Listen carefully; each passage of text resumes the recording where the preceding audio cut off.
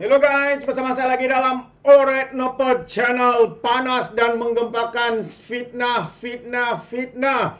Tidak habis-habis dengan fitnah. Ya, adun jengkah pemimpin PAS mainkan isu 3R akhirnya disiasat kerana jadikan TikTok untuk menyebar fitnah, sahabat-sahabat semua. Jadi benarlah peribahasa mengatakan di mana jatuhnya kuah kalau bukan ke nasi. Dari mana pemimpin-pemimpin PAS ini belajar kalau bukan daripada pemimpin mereka, sahabat-sahabat semua. Inilah yang berlaku. Bila mana kepimpinan utama mereka asik membuat hasutan, fitnah, ya, pemimpin bawahan mereka juga mengikuti jejak langkah mereka. Ini ya peribahasa yang sangat tepat mereka untuk buat ulama kini di mana jatuhnya kuah kalau bukan ke nasi. Sangat memalukan sahabat-sahabat semua.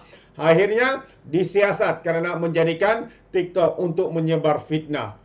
Fitnah 3R. Jadi menarik untuk kita ikuti kenyataan ringkas daripada sidang media hari ini. Apakah sebenarnya yang berlaku, yang menyatakan dalam media ini isu 3R adun jengka PAS dipanggil pihak polis, pihak berkuasa, iaitu polis di Raja Malaysia.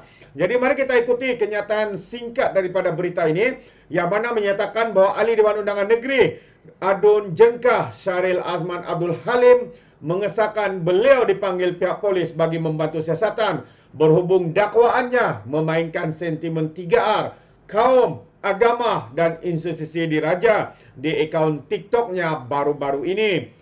Beliau mendakwa laporan polis terhadapnya perkara biasa yang dilakukan musuh politik untuk menakutkan PAS serta Perikatan Nasional PN Pahang, katanya. Inilah sahabat-sahabat semua. Apabila ada orang membuat laporan polis, mereka mengatakan ini dilakukan kerana mereka musuh politik. Sedangkan ya, apa yang dilakukan itu ternyata satu fitnah, ternyata satu tuduhan melampau, tidak berasas, tapi mereka menggunakan katanya musuh politik ini untuk menakutkan PAS dan pengundi-pengundi mereka, katanya lagi.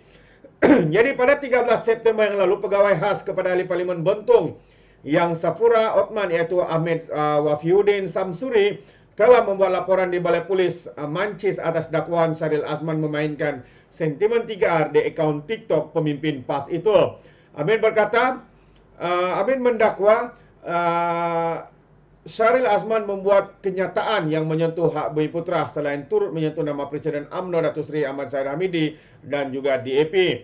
Ahmed juga mendakwa video tersebut menunjukkan Syahril Azman yang sedang berkempen di Felda Sungai Kemahal yang terletak dalam Dewan Undangan Negeri Dun Pelangai sebelum hari penamaan calon yang ditetapkan bagi pilihan raya kecil kawasan berkenaan. Jadi untuk rekod pilihan raya kecil Pelangai diadakan susulan penyandangnya Datuk Seri Johari Harun 53 tahun terkorban dalam satu nahas pesawat yang terhempas di Elminah Shah Alam Selangor pada 17 Ogos bulan lalu. Jadi penamaan calon untuk Pelangai ini ditetapkan pada 23 September dan tarikh pengundian ialah 7 Oktober ini. Jadi itu ya sahabat semua, ya begitu terdesaknya ya pemimpin-pemimpin PAS, adun PAS ini, sehingga ya seringkali ya sudah dilarang untuk tidak memainkan isu berkaitan dengan 3R, bangsa, agama dan juga institusi diraja. Tetapi sebaliknya, mereka dengan sombong, mereka dengan angkuh mengatakan mereka semua itu dilakukan karena musuh-musuh politik mahu untuk menakutkan mereka. Hakikatnya apa yang dikatakan, yang dituduh, yang difitnah itu satu penggunaan ataupun satu kenyataan yang tidak berasas, tidak terbukti dan hanya satu kenyataan yang berbau hasutan, yang menyemai kebencian dan yang paling penting adalah fitnah. Sedangkan saya masih ingat ya, saya terbaca satu artikel mengatakan daripada seorang mufti ya di Pulau Pinang bahwa apabila membuat fitnah ianya adalah satu dosa besar. Tidakkah ulama-ulama ini mengatakan ya bahwa apa yang mereka lakukan itu adalah satu perkara yang berdosa, atau mereka menganggap mereka kebal daripada dosa ya, karena dalam ajaran mungkin ini dalam ajaran pemimpin mereka, fitnah, tuduhan, menghasut itu mungkin satu perkara biasa bagi mereka. Mungkin sahabat semua, bukan satu tuduhan, tapi itu satu persoalan yang keluar dalam benak fikiran saya. Bagaimana pula dengan Anda?